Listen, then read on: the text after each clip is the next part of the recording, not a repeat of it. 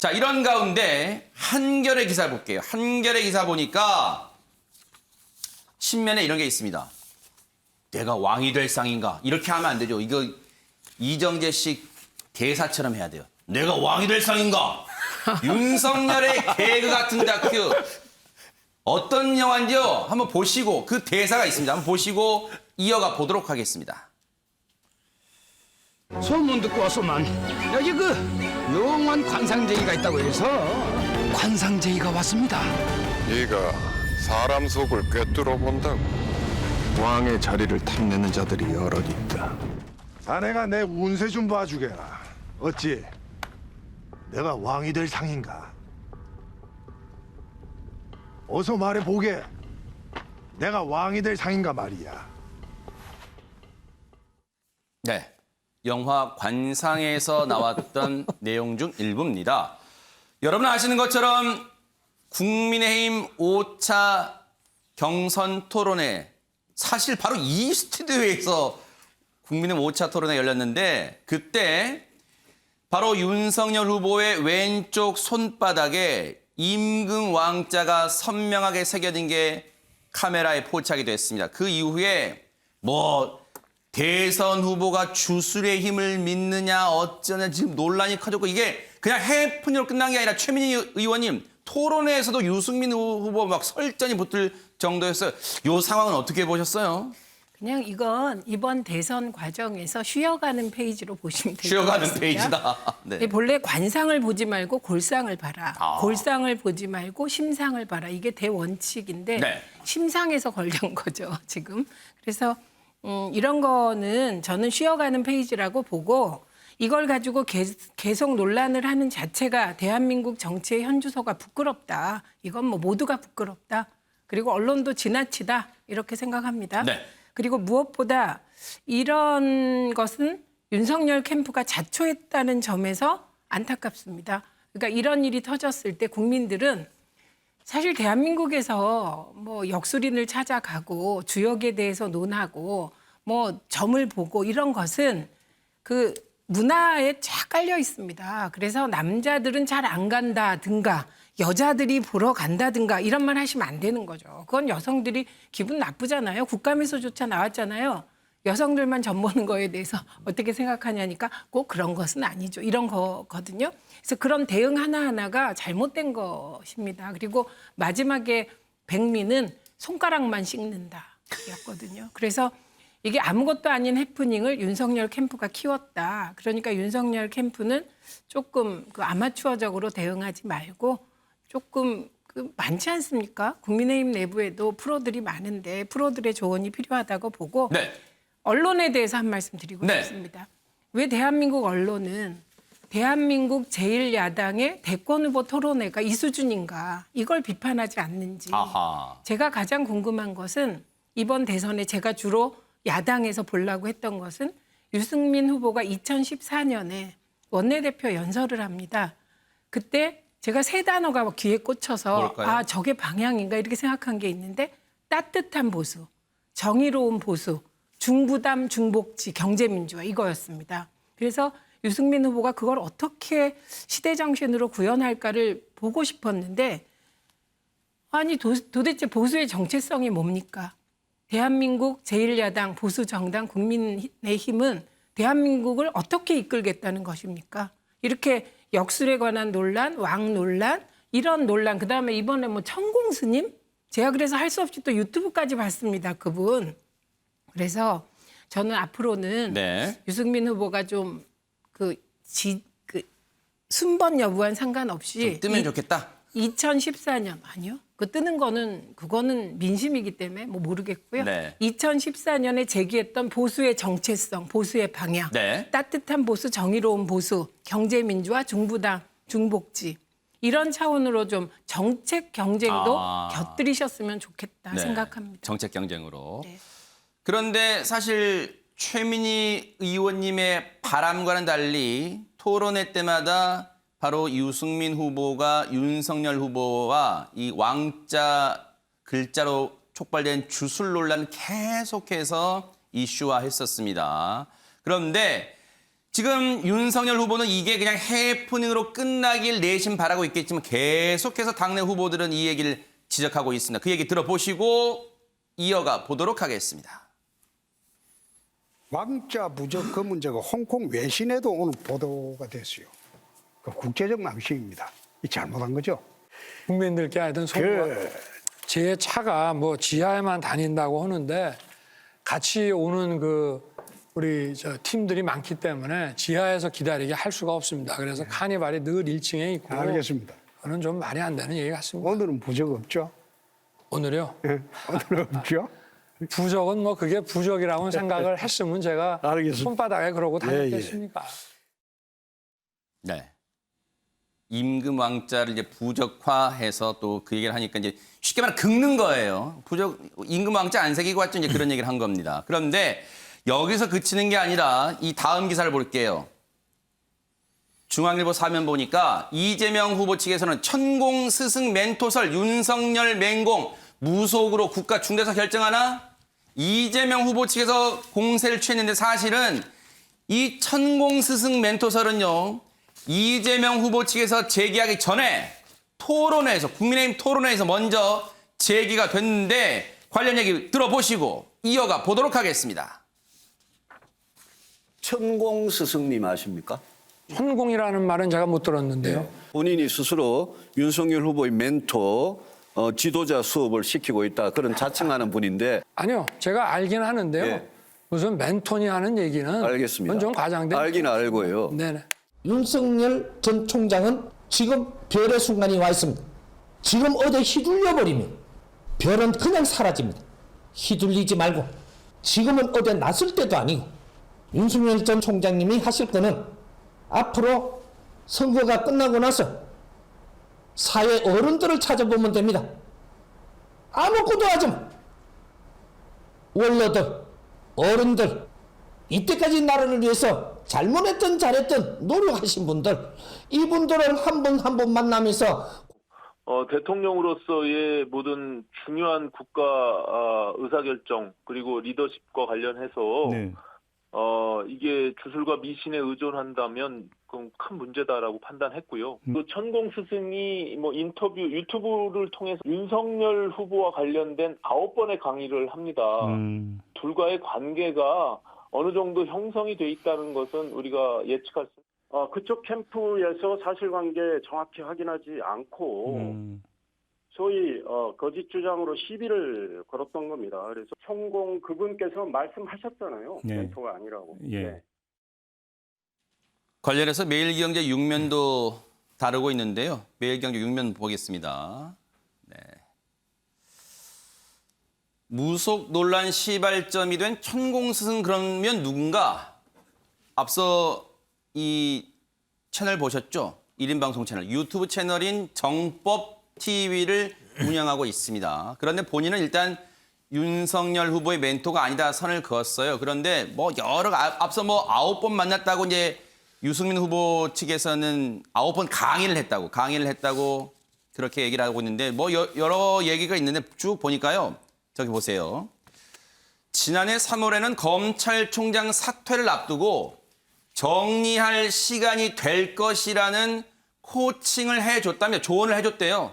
너무 오래 싸우면 모든 검찰이 어려워질 거니까 그런 것을 판단하는 게 좋을 것 같다고 조언을 했다. 다만 대선 출마 선언 뒤엔 만나지 않았고 멘토 관계라는 의혹도 부인했습니다. 신성범 의원님 오랫동안 말씀 안 하셨기 때문에 여쭤볼게요.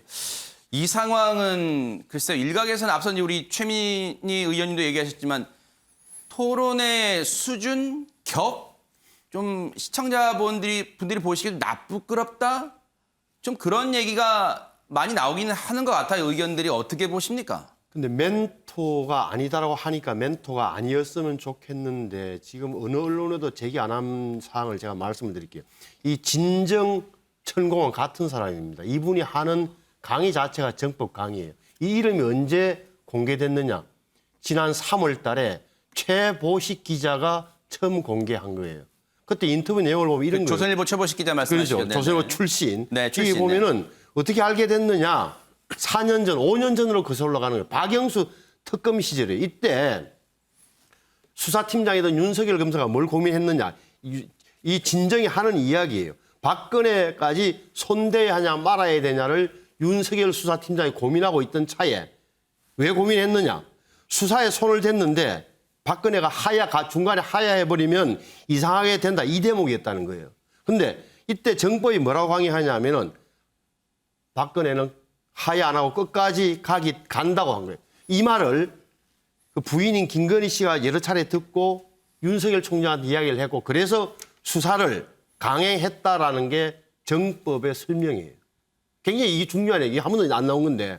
그래서 수사를 밀어붙였다는 게 정법의 해석이고 그다음에 김건희 씨를 통해서 여러 차례 만났다는 거 이렇게 이어지는 거란 말이에요. 그러니까 적어도 2016년도부터 윤석열 당시 수사팀장, 차장검사급일 텐데 그때부터 상당히 어떻게 보면 뭐 민생 멘토처럼 만나온 건 사실인데 이분이 사이비 아니냐는 다른 문제예요. 사이비는 제가 들어봐도 그냥 인생 고민 상담하는 거예요. 어떻게 해야 되나. 바람나는 뭐 남편한테 어떻게 해야 되나. 이런 인생의 거룩한 이야기를 옳은 이야기를 하는 인생 상담사 같은 느낌을 받았어요. 유튜브 구성 방식이 그거더라고. 질문을 던지면 거기에 대한 뭐 해법, 뭐 설명을 하는 그런 저도 잠시 봤는데 그런 구성 방식을 근데 취하고 중요한 있더라고요. 게 이게 네네. 최보식 기자가 인터뷰를 한 게 3월인데 네네. 기사를 낸 게 3월인데 한 달 전에 인터뷰를 했다 그래요. 올해 2월 달에 이미 이 진정은 뭐라 그러냐면은 네.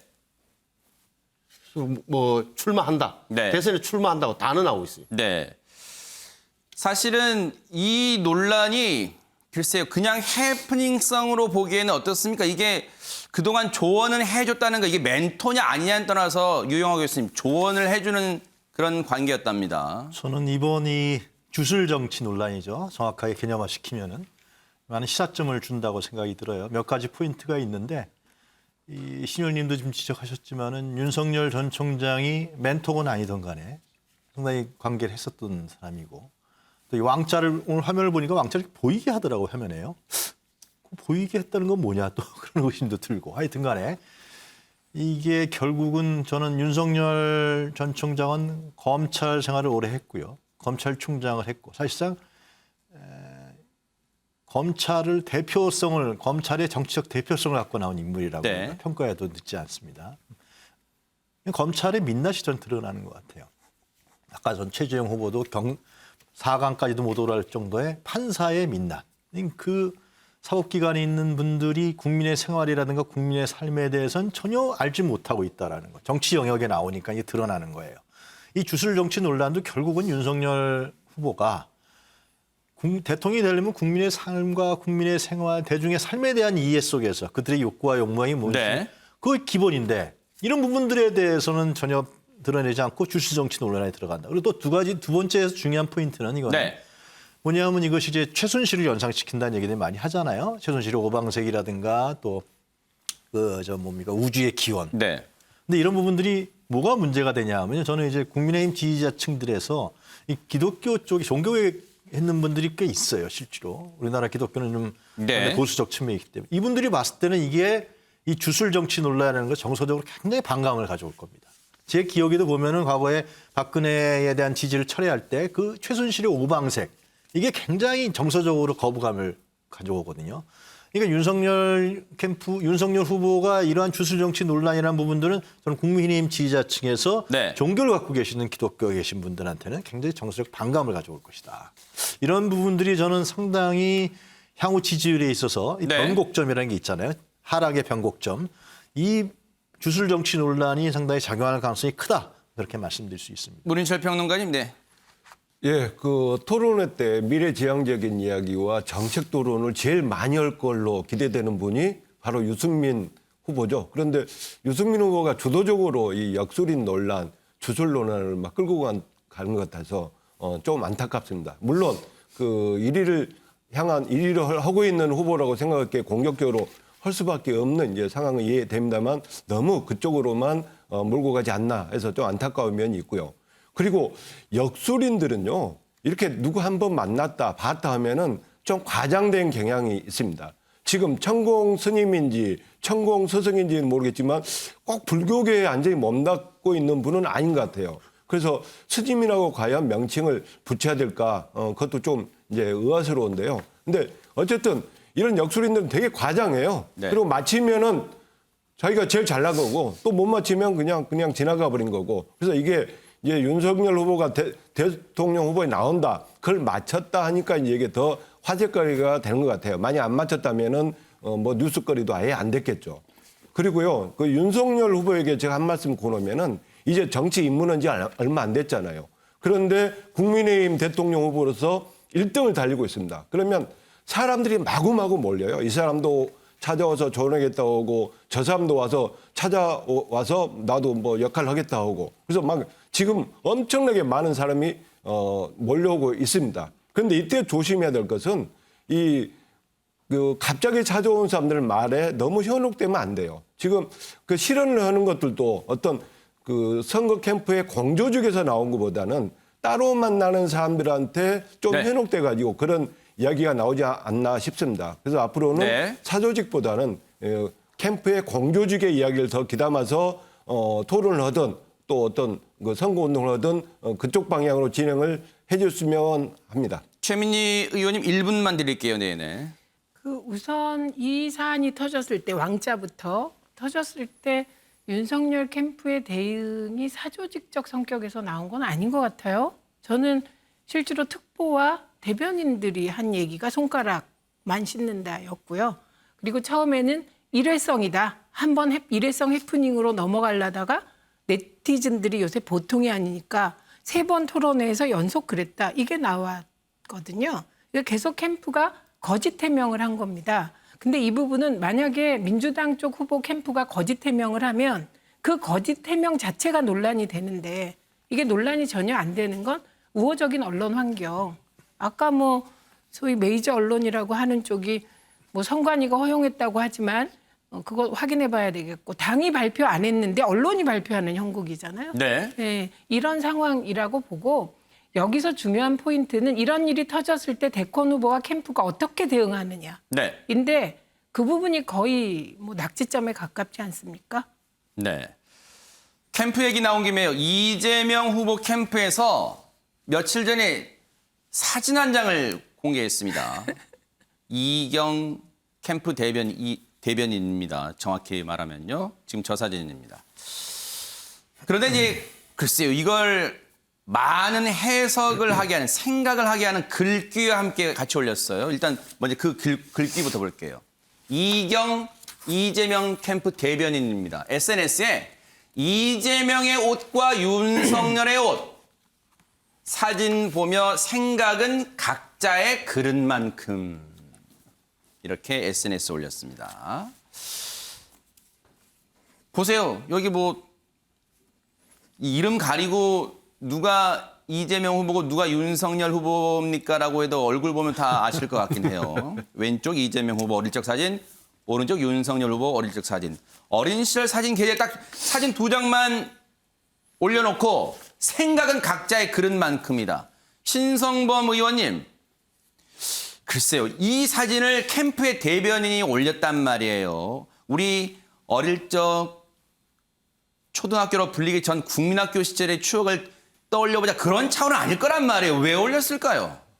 1분만 듣겠습니다. 1분씩만. 네네. 잘 살고 못 살고 기득권과 못 가진 사람 자수성가와 금수저 대비 효과고 이렇게 되면 일부 언론에 나왔습니다. 조국 전 장관은 나비 넥타이 명까지 나오게 되는 거죠.